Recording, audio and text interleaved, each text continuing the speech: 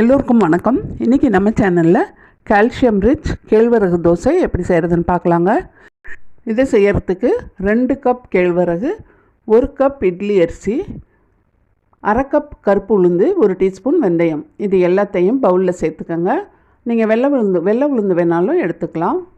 2 தடவை எல்லாத்தையும் நல்லா கழுவிட்டு 6லேருந்து 8 மணி நேரம் வரைக்கும் நல்ல தண்ணி ஊற்றி நல்லா ஊற வச்சுக்கலாம். நைட்டு முழுவதும் கூட ஊற வச்சு எடுத்துக்கலாம். நல்லா ஊறினதுக்கப்புறம் மிக்ஸி ஜாரில் தேவையான தண்ணி சேர்த்து நான் 3 தடவையாக கொஞ்சம் கொஞ்சமாக அரைச்சி எடுத்துக்கிறேன். நீங்கள் கிரைண்டரில் வேணாலும் அரைச்சிக்கோங்க. மில்லட் மாவு எதுவாக இருந்தாலும் அதிகமாக அரைச்சி ஃப்ரிட்ஜில் ஸ்டோர் பண்ணாதீங்க. ஒரு 2 நேரத்துக்கு தேவையானதை மட்டும் அரைச்சி எடுத்துக்கோங்க. மிக்ஸி ஜார் கழுவி தண்ணி சேர்த்துக்கலாம். தேவையான உப்பு சேர்த்து நல்லா கலந்துட்டு நம்ம மூடி வச்சிடலாம். நம்ம சேனலில் மற்ற மில்லட் ரெசிபிஸ் வீடியோ லிங்க்கு டிஸ்கிரிப்ஷனில் இருக்குது, அதையும் பாருங்கள். இந்த கேழ்வரகு தோசையை வெயிட் லாஸ் பண்ணணும்னு நினைக்கிறவங்க, சர்க்கரை நோயாளிகள், குழந்தைங்க, பெரியவங்க எல்லாருமே அடிக்கடி எடுத்துக்கிறது ரொம்பவே நல்லது. நல்லா பொங்கி வரும். அதுக்கப்புறம் நம்ம நல்லா கலந்து விட்டுட்டு எப்போதும் போல் மீடியம் ஃப்ளேமில் நல்லா எண்ணெயை ஸ்ப்ரெட் பண்ணி 2 பக்கம் நல்லா வேக வச்சு தோசையை நம்ம எடுத்துக்கலாம்.